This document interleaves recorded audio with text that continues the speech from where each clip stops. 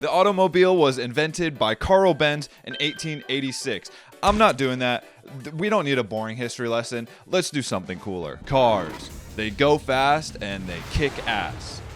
Actually, they shatter ass. If you get hit by one of these, you could literally break every bone in your booty. Although it's true that cars are really just for getting from point A to point B, cars are sick, and they've become a part of our identities. Are you a hippie girl with the words free soul somewhere in her Instagram bio? Try out a Volkswagen Bug. Are you a rich-ass 16-year-old boy with a Saturdays are for the boys banner in your room? Try out any expensive-ass pickup truck. Are you a chill dude with six-pack abs, a sensitive side, and a sweet haircut? Try out a 2005 Grand Caravan because cars were really expensive and a family friend was selling this at the really good time. When looking for a car, not only do you want it to fit your personality and lifestyle because you are spending thousands and thousands of dollars on this thing, but you also want it to be kind of cool, right? Not according to the car industry. Buckle up. Let's talk about why cars are so boring now. Okay, I took off the sunglasses because I don't usually wear sunglasses and it was too dark. I felt like I was being nerfed. Before we dive into the first point, I want you to go to the nearest window and just look outside and count how many different car colors you see. Not that many, I bet.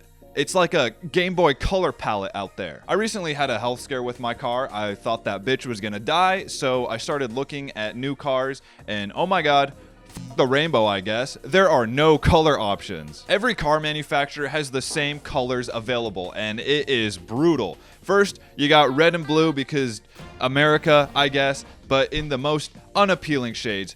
Where did you guys find such ugly colors? How did you make colors ugly? Then you got black and white. Michael Jackson also came in these options, so I guess I'm cool with them. And if you don't want to go with any of these sad ass colors, you can choose from 50 Shades of Grey. No, I am not talking about the book on my nightstand, nor am I talking about the DVD that is currently in my DVD player. You literally have 50 Shades of Grey to choose from. If you did my little experiment from earlier long enough, you probably did see some cool colors, maybe a bold blue or chill ass green, but there is a reason I didn't see any of these colors when I was shopping for a new car.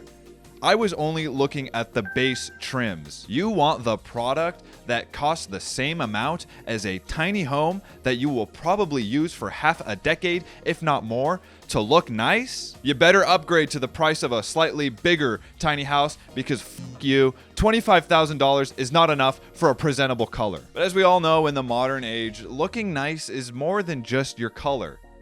That's like against racism. I really want to make sure that comes across correctly. Honestly, this has always been an issue with cars. I'm not denying that, but cars now, more than ever before, look too similar and bland. They're all built like normal SpongeBob. I used to be able to tell car brands apart by the shape of their bodies. I'm in love with the like if you put a Transformers logo where the car logo is supposed to be like so many people were doing in the 2010s for some reason.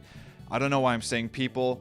It was just dudes. It was just Nas chugging dudes. Anyway, if you did that, I would have easily been able to tell that's an Acura. That is not a Decepticon. That is your mom's hand-me-down Acura. It's true, all car designs heavily follow whatever the hot trend is at the time. Like in the 50s, it was these dope-ass wings. In the 80s, it was that boxy look, not that boxy. And then now, it's what some awkward balding dude thought looked futuristic in 2013. For some unknown reason, car companies want their cars to look like Teslas, which have looked basically the exact same for over 10 years now. Might be bold to share this hot take right after I said that, but I don't hate how the Cybertruck looks. Like, yes, it's ugly, it's dangerous, and it does not work as advertised, but I kind of like this geometric thing we got going on. For example, the Ioniq 5 also has this cool futuristic style with an awesome taillight dot matrix thing going on. I just like these unique looking cars. These are not great examples of a good looking car, but I like elements of them. They just look unique. It's also true that some of this homogeny can be attributed to regulations forcing cars to conform to the same look.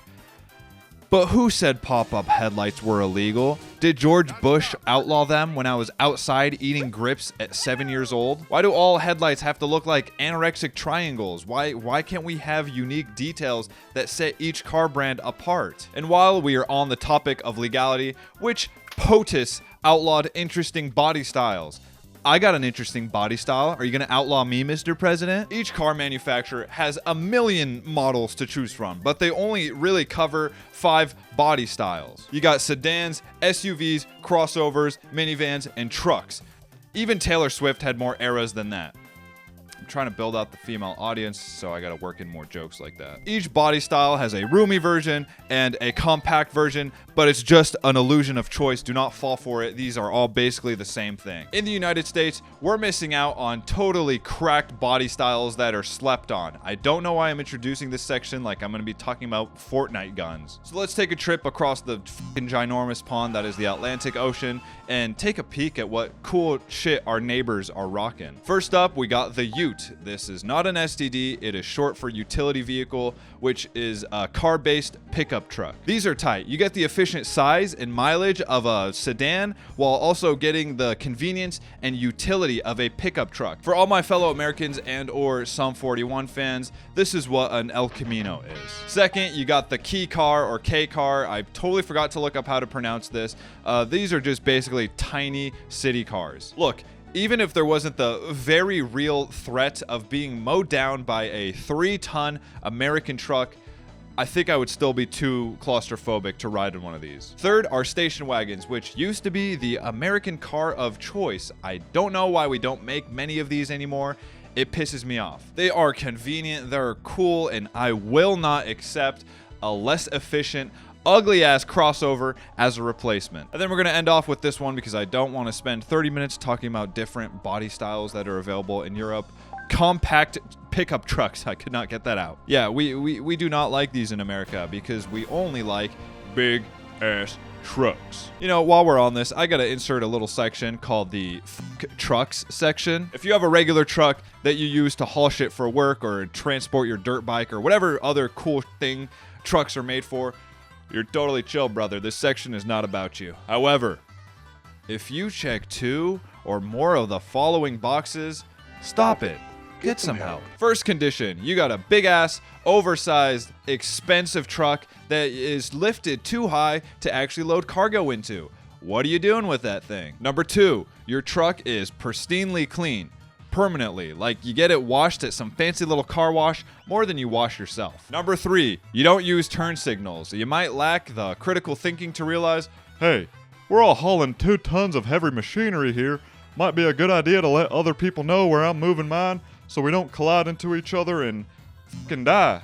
I don't know why I went for a bootleg Hank Hill there. The signal is right there. What are you are you a pussy? Are you too weak to flick a little stick? Number 4, you're a suburban dad who is always red because sunscreen is gay, and you have never worked on your house. You have never done any work with your hands other than opening a bottle of beer. I really don't mean that section to be a personal attack at anyone, but again, if you check off 2 or more of these conditions, please get some help.